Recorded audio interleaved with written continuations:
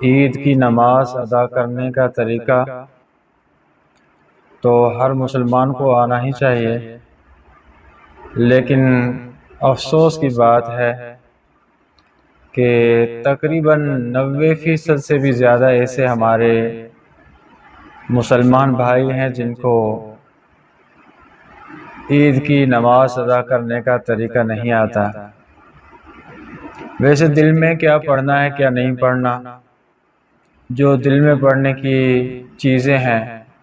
وہ تو چھپی رہتی ہیں، کسی کو پتہ نہیں چلتا، لیکن ایسے مواقع پر تو ظاہر بات ہے ایک اشارے کیے جاتے ہیں جو آس پاس والے کو بھی دیکھنے میں آتے ہیں، تو اس وقت پوری بات ظاہر ہو جاتی ہے کہ جناب کتنا شریعت کا اور دین اسلام کا علم رکھتے ہیں۔ کافی بار دیکھا جاتا ہے کہ اچھے بھلے لوگ ہمارے جن کو معلوم نہیں ہوتا کہ زائد تکبیرات لگانے کے بعد ہاتھ چھوڑے جاتے ہیں یا باندھے جاتے ہیں۔ کافی لوگ ایسے ہوتے ہیں زائد تکبیریں لگ رہی ہوتی ہیں لیکن جنازے کی تکبیروں کی طرح ان کے ہاتھ ایک ہی جگہ پر رہتے ہیں، ہاتھ اٹھانے کی زحمت نہیں کرتے کیونکہ معلوم ہی نہیں، پتہ ہی نہیں۔ اور کافی لوگ ایسے ہوتے ہیں جو ساتھ والے کو دیکھ کر اپنے ہاتھ تو اٹھا لیتے ہیں زائد تکبیروں کے لیے، لیکن اس کے بعد پتہ نہیں ہوتا کہ اب ہاتھوں کو نیچے چھوڑنا ہے یا پھر باندھے رکھنا ہے۔ پھر کچھ تو چھوڑ دیتے ہیں، کچھ تو باندھ لیتے ہیں، اور کچھ دونوں کی مشابہت کرنے کے لیے ایک ہاتھ باندھا ہوا ہے دوسرا ہاتھ نیچے چھوڑا ہوا ہے، اس طرح کر لیتے ہیں اور بڑی مظلومانہ نظروں کے ساتھ والوں کو، آس پاس والوں کو دیکھ رہے ہوتے ہیں کہ میرے ساتھ والا کیا کر رہا ہے میں بھی اسی طرح کروں۔ تو اس کے لیے یہ سمجھ لینا چاہیے کہ عید الفطر یا عید الاضحیٰ ایک ہی طریقہ ہے، صرف نیت کا کچھ فرق ہوتا ہے جو وہ امام صاحب خود ہی پہلے بتا دیتے ہیں،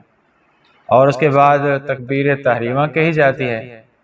پہلی تکبیر جو ہوتی ہے وہ تکبیر تحریمہ کہلاتی ہے، اس کے بعد اپنے ہاتھوں کو باندھ لینا ہے، اس میں ثنا پڑھنی ہے، ثنا پڑھنے کے بعد پھر 3 زائد تکبیریں لگائی جائیں گی۔ ایک تکبیر لگائی، ہاتھوں کو نیچے چھوڑ دیا جائے گا، پھر دوسری تکبیر امام کے ساتھ ہی لگانی ہے، پھر بھی ہاتھوں کو نیچے چھوڑ دینا ہے، اور تیسری زائد تکبیر لگانے کے بعد پھر ہاتھوں کو باندھ لینا ہے۔ باندھنے کے بعد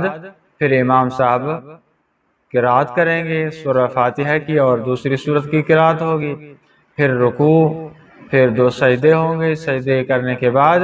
پھر دوسری رکعت کے لیے جب قیام کیا جائے گا تو قیام کرتے ہی امام صاحب اپنی قرأت کو جاری رکھیں گے، سورہ فاتحہ پڑھی جائے گی اور اس کے بعد دوسری سورت ملائی جائے گی، اور دوسری سورت کے بعد ضم سورت کے بعد پھر آخر میں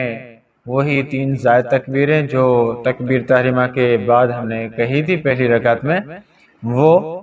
آخر میں قرأت کو مکمل کرنے کے بعد امام صاحب 3 تکبیریں لگوائیں گے زائد۔